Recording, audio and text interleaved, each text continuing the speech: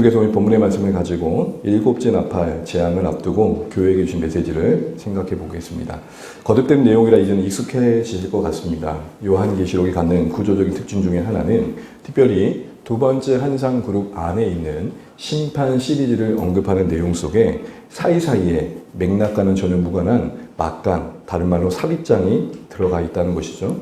그리고 그 삽입장은 심판의 현실 속에서 하나님께서 이 세상을 주관해가는 과정 속에 이 세상이 심판하려 있는 현실 속에서 교회의 책임이 무엇이고 교회의 모습은 어떠해야 되는지 교회를 향한 메시지를 담고 있다는 것을 우리는 놓치지 말아야겠습니다. 우리가 10장을 보면서 이런 얘기를 했었죠. 특별히 일곱 나팔 시리즈 중에 막간은 10장과 11장이 차지하고 있는데요. 고단 보여주시면 우리가 봤던 사진입니다. 10장, 11장의 내용이 이렇죠. 10장에 어떤 내용이 있었습니까? 고단 보시면 기억하실지 모르겠는데 루터 성경에 있는 사파였죠. 힘센 천사가 나타나가지고 그 여러 가지 모습들이 하나님을 닮은 모습이었죠. 그리고 그 손에 펼쳐진 두루마리가 있었습니다. 두루마리가 펼쳐졌다는 것은 하나님의 계획이 실행되고 있다는 의미입니다. 그런데 이 펼쳐진 책을 들면서 이 힘센 천사가 있던 두 가지 퍼포먼스가 있었습니다. 하나는 뭐였죠? 사자와 같이 포효했었습니다. 그때 어떤 일이 있었습니까? 그 일곱 우레의 소리가 들리는 때 그 사자의 포효하는 소리와 같은 소리와 함께 들린 일곱 우레에 대해서 갑자기 하나님께서 이렇게 말씀하시죠. 요한이 그걸 기록하려고 하니까 기록하지 마라. 임봉해라. 드러내지 마라. 이렇게 얘기했습니다. 이 땅의 교회가 하나님의 주권 아래에 있다고 할 때에 인정해야 될 게 있습니다.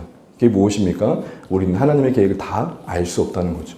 하나님 우리 인생 속에 드러내지 않으시고 감추시는 부분이 있습니다. 이걸 어떻게 설명할 수 없죠. 그 감추시는 영역에 대해서 우리는 하나님의 섭리에 맡겨드리고 이미 보여주신 것, 이미 드러내주신 것, 사랑해라, 섬겨라, 신실해라. 이 모든 하나님의 말씀하신 바 앞에서 우리의 삶을 추스릴 줄 아는 것, 우리가 해야 될 오늘의 일을 감당하는 것, 그게 교회의 역할이라는 것입니다. 두 번째로 이 힘센 천사가 맹세할 때에 두루마리를 먹어라, 그리고 다시 예언하라는 말씀을 듣게 되죠. 이것은 우리가 거듭 말했던 것처럼 다시 예언하기 위해 말씀을 먹어야 됨을 말씀하셨습니다. 그때 예언의 대상 중에 누가 있었습니까? 임금이 있었죠. 도저히 사랑하기 힘든 사람.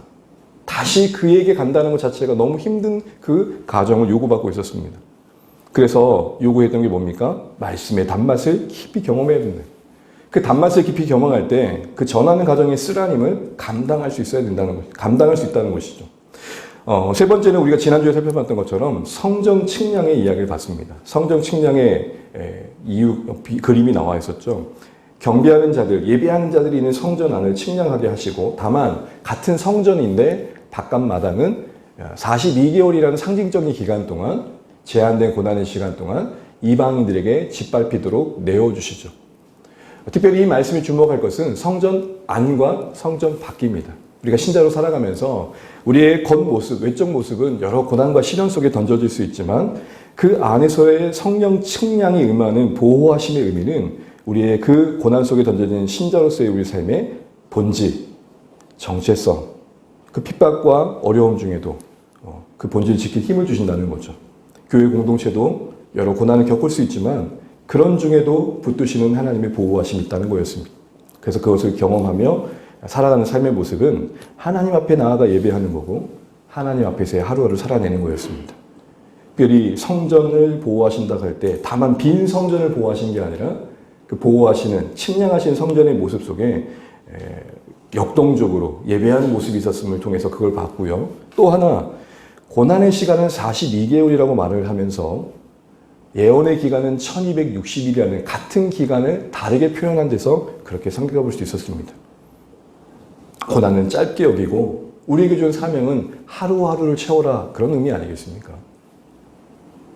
군생활을 잘하는 사람은 저녁의 날을 기다리는 사람이 아닙니다. 하루하루 살다 보니 벌써 내일 저녁이네? 이런 사람이 군생활 잘하는 겁니다. 오늘은 이어지는 11장의 막간의 또 하나의 이야기인데요. 두 증인의 행적입니다. 3절부터 13절까지 나오는데 오늘 4절까지 내용을 살펴보겠습니다. 보시면 3절의 말씀이 이렇게 증언됩니다. 우리 3절을 같이 한번 읽어보겠습니다. 3절입니다. 시작. 내가 나의 두 증인에게 권세를 주리니 그들이 아멘. 권세를 주셨습니다. 어떤 권세요? 예언하는 권세. 이거는 교회와 당시에 하나님의 백성들이 주신 사명을 말하는 것이죠. 그런데 그런 그들을 두 증인으로 부릅니다. 특별히 하나님께 속한 두 증인이라는 의미로 나의 두 증인이라 그러는 것이죠. 이 두 증인이라는 그 묘사에 담긴 교회의 모습은 뭘까요?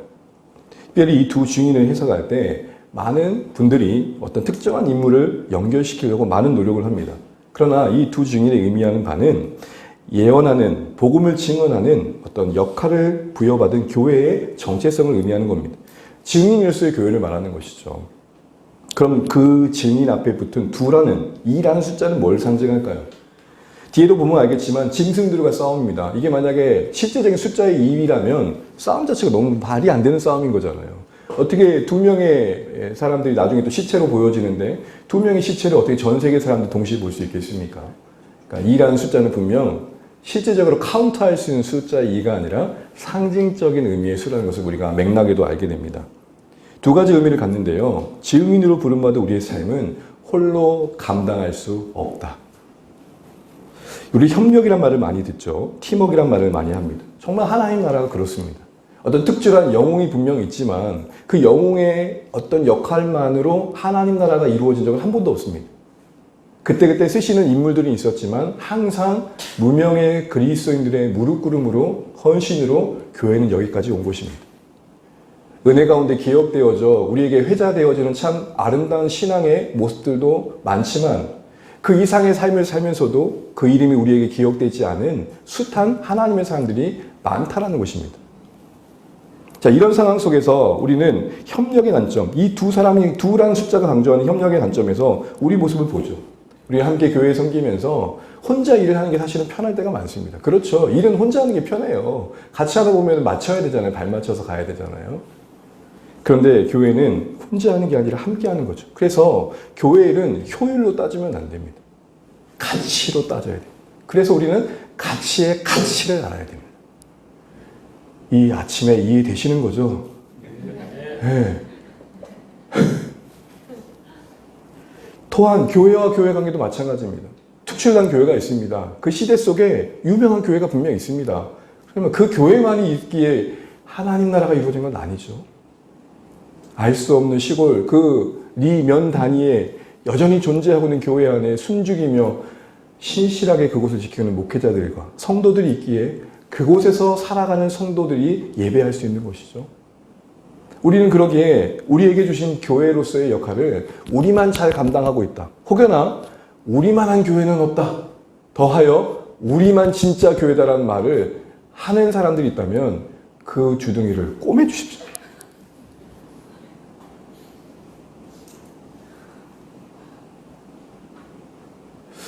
제가 목회자이기 때문에 그럴 수 있을지 모르겠지만 정말 아닙니다. 하나님의 마음을 아프게 하는 표현 아닐까 싶어요.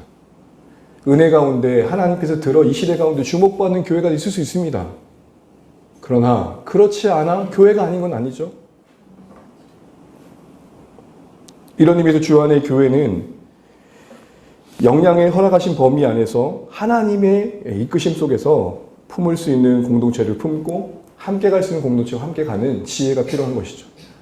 이것은 목회자 한 사람의 선택이 아닌 공동체 가운데 함께 의논하고 하나님이 인도하신 바다의 부분일 것입니다.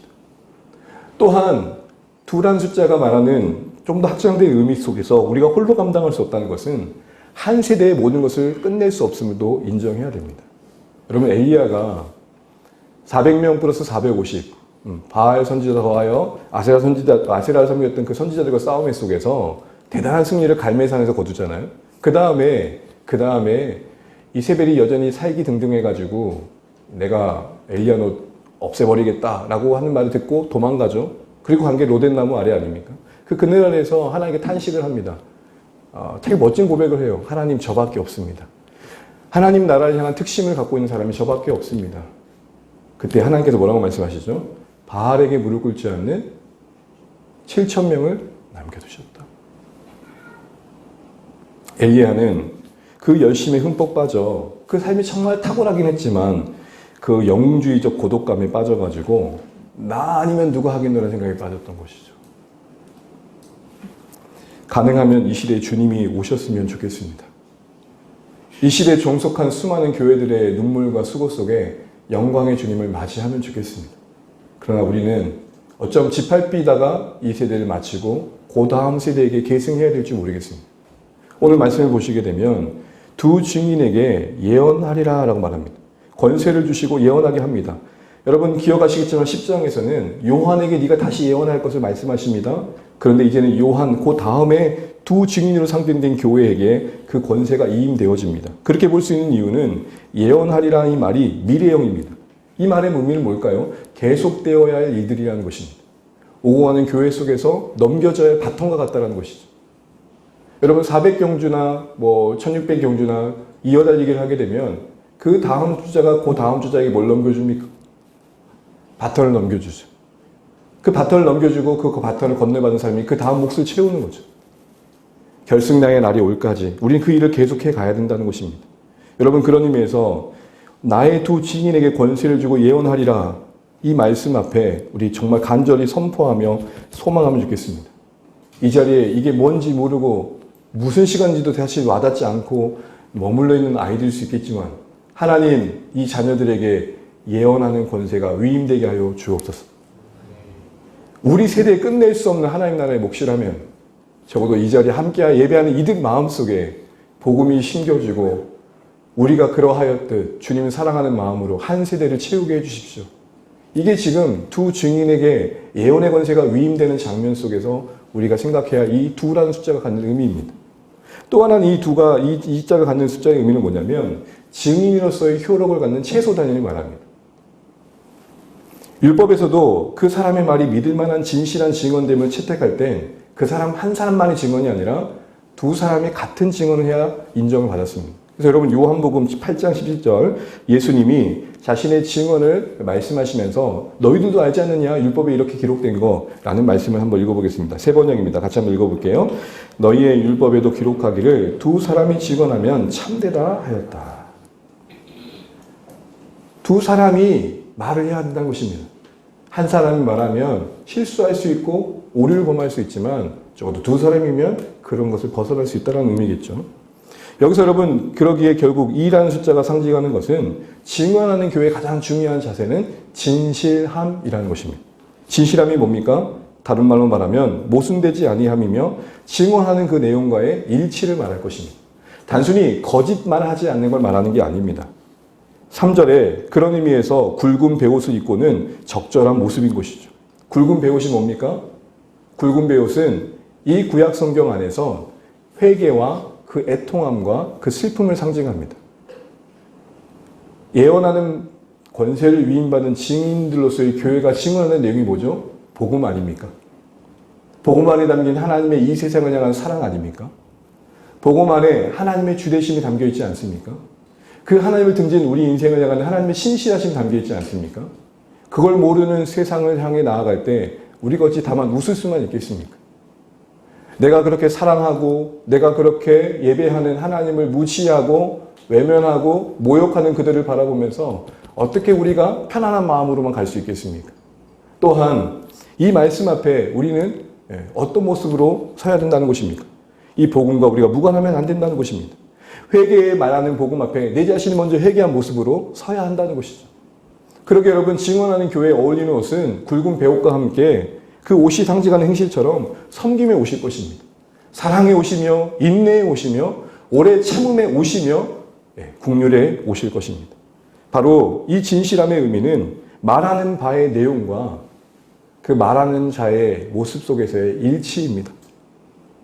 복음 안에 담긴 인내를 말하고 하나님의 오래 참으심을 말하는데 정작 우리는 너무 쉽게 성내지 않는지 그 베옷을 찢고 어느새 쌀벌한 군복을 입고 있지 않은지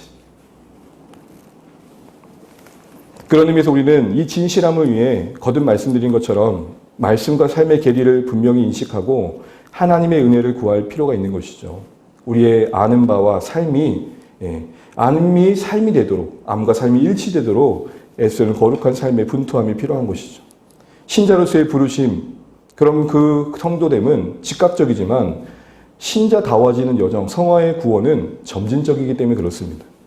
점진적이라는 것은 우리가 이제 하나님 자녀를 부름받은 이후에 거룩해져 가는 하나님 백성으로서의 변화된 삶은 완벽이 아니라 완성을 향한 은혜의 여정임을 잊지 말아야 한다는 것입니다. 완벽은 뭐죠? 죄를 안 지으려는 싸움입니다. 근데 여러분, 우리가 어떻게 죄를 안 지을 수가 있습니까? 시험을 받는 자리에 있는데, 유혹이 있는데. 그럼 여러분, 이 완벽의 싸움이 아닌 완성을 향한 싸움이란 게 뭐죠? 넘어짐과 일어섬의 반복을 통해 살아가는 것임을 아는 것입니다. 여러분, 아이가 막 걸을 때 이제 은율이가, 대율이가 이제 막 이렇게 서고 지들이 성질대로 막 창문도 두들기고 막 그런단 말이에요, 지금. 그래서 막 걷는단 말이에요, 이렇게. 걸을 때 여러분, 애들이 바로 걷는 애들은 아무도 없죠. 무릎, 네 발로 기다가 그래야 돼요. 기다가 어느새 짚고 걸어요. 근데 저희 아이 키울 때도 그렇지만 넘어지면 반복해요. 그때 부모님의 마음은 뭐라죠? 야, 그렇게 넘어져 걷겠니? 그런 사람 아무도 없었어요.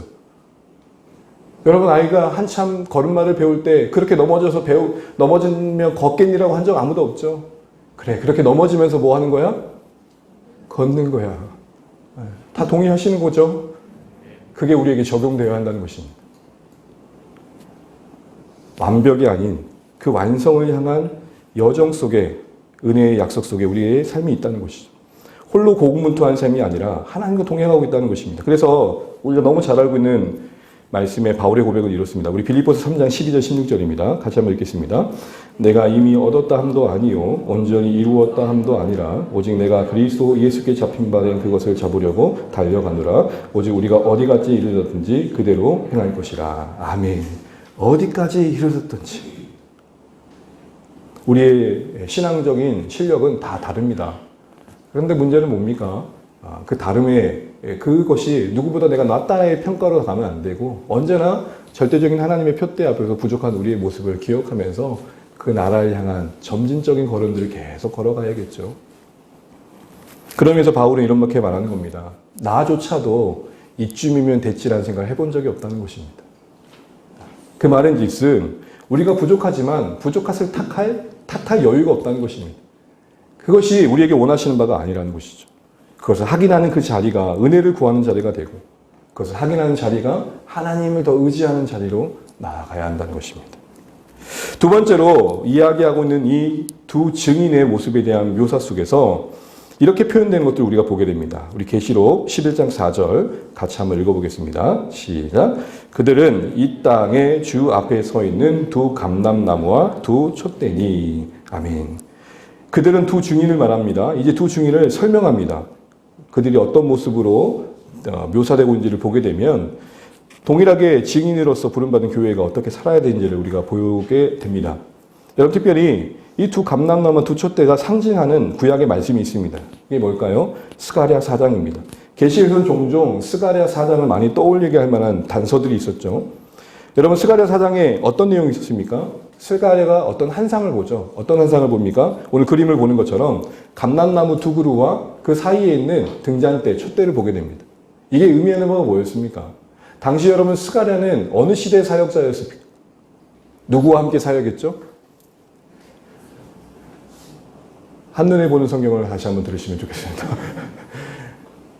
바벨론의 포로로 잡혀갔던 이스라엘 백성들이 하나님께서 은혜 안에서 이제 고넬료 바사 왕국 통해서 이제 다시 본국으로 돌아오게 하시죠. 에레미야에게 약속하시던 70년의 때가 차서 이루어진 약들이잖아요. 그때 돌아왔던 1세대의 스룹바벨이 지도자로서 함께 오게 됩니다. 그때 대제사장이었던 여호수아와 함께 이제 성전 재건에 무너졌던 바벨론의 집합에 무너졌던 성전을 다시 한번 재건하게 되죠. 이게 쉽지 않았어요. 그 쉽지 않은 사역에 보류되고 있다 보니까 그 성전 재건이 전혀 진척되고 있지 않다 보니까 하나님께 두 명의 선지자를 보내죠. 한 명은 누구였죠? 학개. 또 한 명은 스가랴. 이걸 제가 뭐라고 표현했습니까? 서라운드. 학개는 어떤 메시지였죠? 우선순위를 강조했죠. 야, 성전이 저 모양인데 니들 집만 짓고 있어? 라고 하면서 상당히 강한 어조를 말합니다. 스가랴는 어떤 말씀이었습니까? 다독입니다. 힘내. 그런 맥락에서 오늘 이 스가랴 4장이 말하는 내용은 뭐였습니까? 7 등잔을 가진 등잔대와 좌우편의 두 감람나무를 통해서 보여주신 바가 뭐였죠? 바벨론의 포로 귀환 후에 성전을 다시 건축하는 게 쉽지 않은 일이었지만 두 감람나무로 상징되어지는 여호수아와 스룹바벨이 성령의 기름 부으심 속에서 성전 재건 사역을 완성할 수 있는 것을 보여주셨던 거죠. 그래서 스가랴 4장 6절, 4장의 한상에 이런 말씀이 언급됩니다. 우리 4장 6절과 4장 9절 같이 한번 읽어보겠습니다. 4장 6절부터 읽죠. 시작. 그가 내게 대답하여 이르되 여호와께서 스룹바벨에게 하신 말씀이 이러하니라. 만군의 여호와께서 말씀하시되 이는 힘으로 되지 아니하며 능력으로 되지 아니하고 오직 나의 영으로 되느니라. 4장 9절입니다. 스룹바벨의 손이 이 성전의 기초를 놓았은즉 그의 손이 또한 그 일을 마치리라 하셨으니. 아멘. 이와 같이 성령의 여호와의 영의 도우심 속에서 불가능했던 성전 제공이 이루어질 걸 말하는 거죠. 두 감람나무는 한 명은 여호수아, 하나는 스룹바벨을 말합니다. 그런데 이 두 사람에 의해서 성전 토대로 상징하는 성전이 이제 지어진다는 겁니다. 여기는 이중적인 의미가 있는데 또한 이 성전을 지어지기 위해서는 계속해서 감람나무로부터 공급받아야 된다는 것이죠. 이런 이중 의미 속에서 말하는 바의 핵심은 뭐냐면 스룹바벨과 그리고 여호수아가 기름 부음 받은 두 감람나무가 되어져서 이 일을 감당해야 된다라고 말하는 것이죠. 이것은 단순히 성전 재건에만 해당되는 게 아니라 증인으로 부름받은 우리 삶에도 적용된다는 것입니다. 성령의 능력으로 성전 재건이 이루어진 것처럼 두 증인으로 부름받은 교회 공동체도 그 예언의 사역을 성령을 힘입어 감당할 수 있어야 된다. 그래서 여러분 사도행전에 이제 교회가 태동하기 전에 예수님께서 제자들에게 이런 말씀을 하셨던 겁니다. 우리 사도행전 1장 8절 같이 한번 읽어볼까요? 시작. 오직 성령이 너희에게 임하시면 너희가 권능을 받고 예루살렘과 온 유대와 사마리아와 땅끝까지 이르러 내 증인이 되리라 하시니라. 아멘. 증인이라는 입장에서 이 사도행전 말씀은 오늘 계시록과 맞닿아 있는 거죠. 그런데 여러분 이 말씀을 이걸로만 많이 기억하시는데 조금 더 풍성한 의미를 알기 위해선 생략된 단어 하나가 있으면 알아야 됩니다. 그 다음 눌러주세요. 영어 번역을 보면 눈에 확 들어오는데요. 바로 but, 그러나를 의미하는 but이라는 단어가 생략된 겁니다. 한 번 더 눌러주시죠. 그럼 이렇게 되는 것이죠. 그러나 오직 성령이 너희에게 임하심. 그럼 여러분 그러나란 말은 성령이 임하기 전에 그 어떤 상황을 염두한 거겠죠. 그러나는 것은 성령이 임하지 않으면 안 되는 그 어떤 형편들을 언급하는 거겠죠. 사도행전 1장 안에서 그 형편을 보게 되면 네 가지가 나옵니다. 앞뒤 맥락을 보게 되면 그 네 가지는 사도행전 1장 6절 11절을 보면 나오는데요. 우리 그 다음 말씀 같이 한번 읽어볼까요? 네, 없네요. 그럼 우리 본문을 보겠습니다. 설교 노트를 보고 한번 읽어볼게요. 사도행전 1장 6절 11절 시작. 그들이 모였을 때에 예수께 여쭈어 이르되 주께서 이스라엘 나라를 회복하심이 이때이니까 하니 이르시되 때와 시기는 아버지께서 자기 권한에 두셨으니 너희가 알 바 아니요 이르되 갈릴리 사람들아 어찌하여 서서 하늘만 쳐다보느냐. 아멘.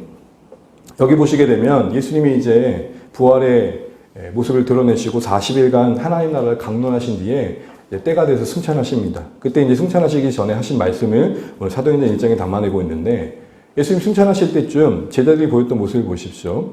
여전히 그들은 어떤 질문에만 관심이 있습니까? 이스라엘 나라를 회복하심이 언제? 이 말의 의미는 당시에 여전히 로마의 압제 속에 있었던 독립을 갈망했던 다윗의 옛 영광스러운 왕국을 꿈꿨던 정치적인 야망 속에서 나온 질문이었던 거죠. 이스라엘에게는 이게 절박한 문제였습니다. 언제까지 우리가 짓밟혀야 됩니까? 언제까지 이런 형편 속에서 살아가야 됩니까? 그 현실의 문제 해결에 집중한 표현이 뭐냐?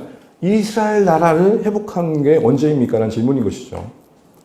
우리의 형편 속에 적용해보자면 하나님 내가 이 문제를 가지고 도대체 언제까지 헤매야 됩니까? 라는 것입니다. 두 번째로 보게 되면 때와 시기를 알 수 없는 자리에 있음을 듣게 됩니다. 이건 무슨 말이죠? 그 말을 들었다는 상편 속에서 생각해 보시죠. 뭔가 불안과 불확실함, 그래서 더해진 무력감이라는 것이 그들 가운데 있는 거 아니겠습니까? 애를 써봐도 알 수 없는 자리에 있다는 것입니다. 사실은 알 바 아닌 부분이지만 우리에게는 알 수 없다는 게 고통인 거죠.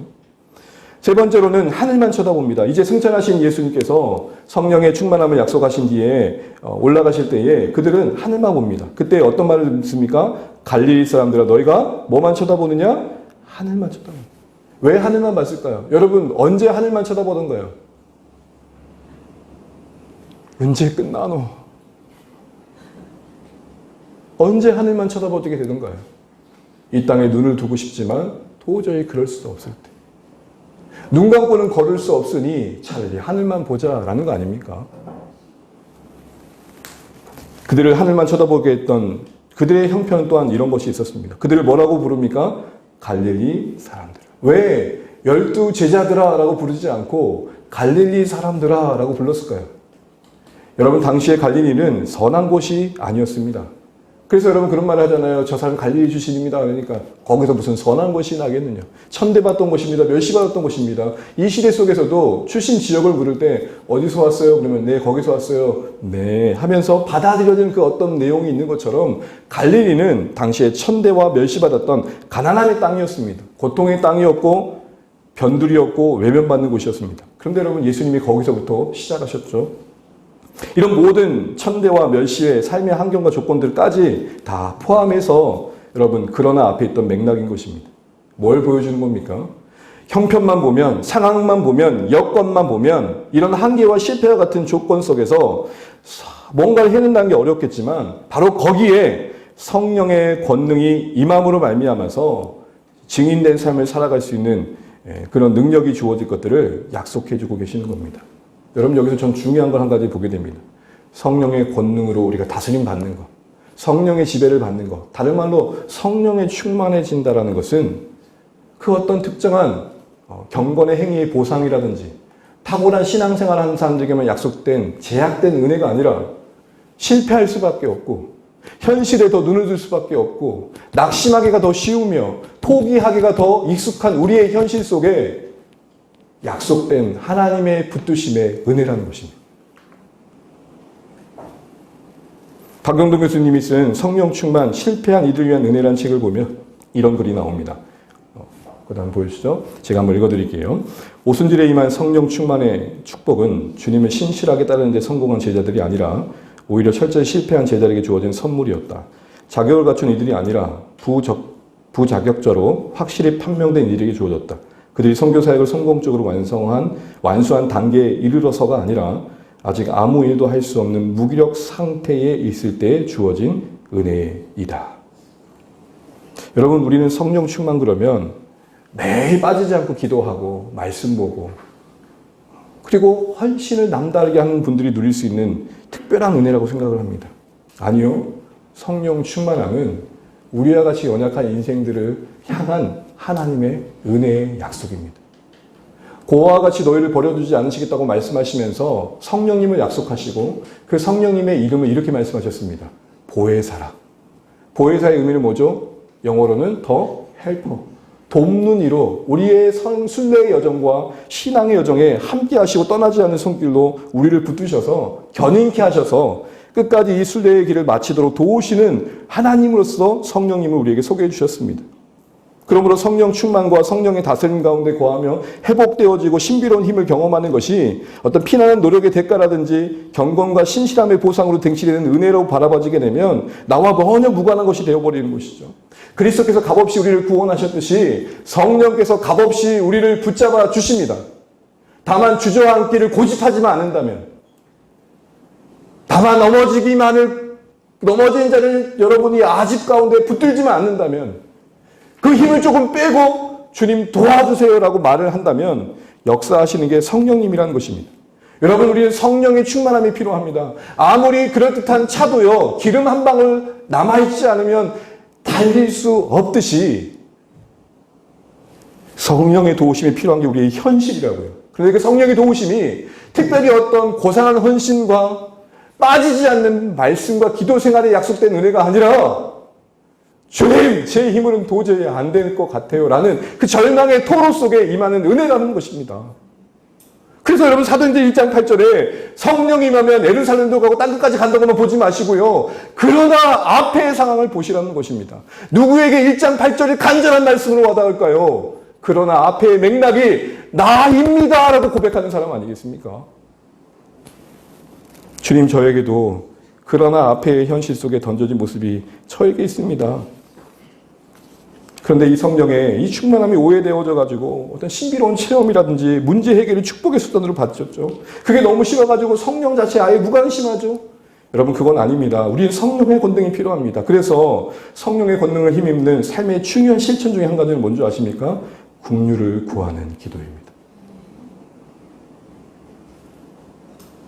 이 말씀을 준비하면서 제가 떠올렸던 장면이 바로 삼손의 장면입니다.